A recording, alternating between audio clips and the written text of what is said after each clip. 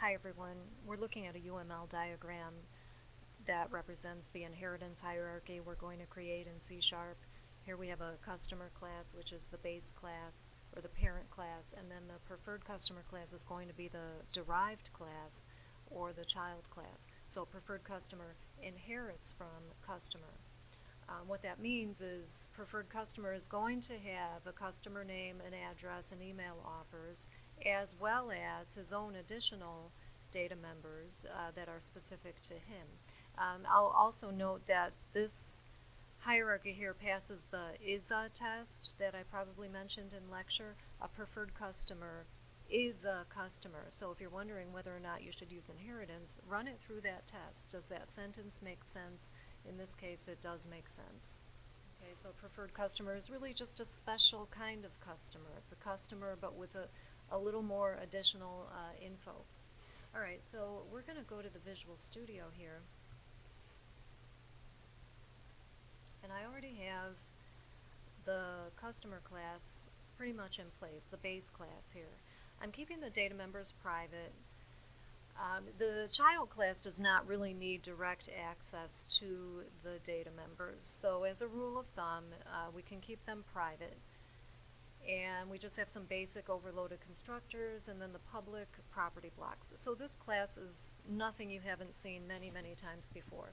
What I am going to add, and I forgot to mention here, we have in our inheritance model a display method. Both classes have their own display method, and here the customer display, we're going to make it virtual in the base class. When you make a method virtual, you're leaving the door open to override that method or tailor it, you know, to a different kind of class. In this case, the child class. We're going to tailor the display method to make it more specific to the preferred customer. But I mean, they're both going to have a display method. But again, when you make a method virtual, you're leaving the door open to override that method. So that's what we're going to do here. So I'll make this a public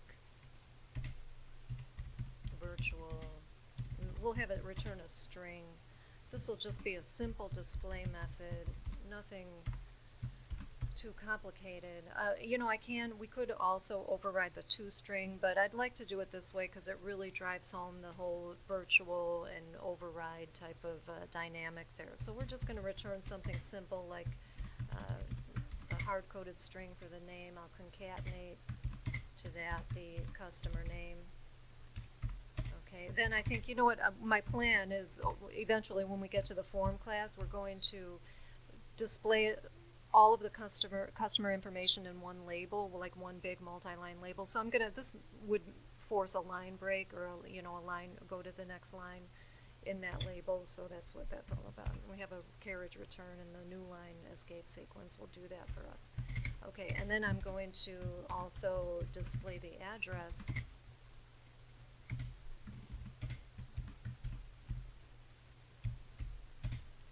And then maybe another carriage return and a line feed.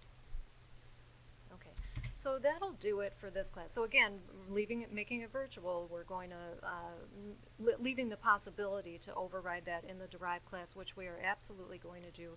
Another thing I'm going to do, we'll switch to a new video for the child class, but before I do that, I'd like to just to prove a point, I'm just going to take the customer name and make it protected data so we can talk about the difference between private and protected data in the next video. So remember that change, and I'll mention it again in the next video.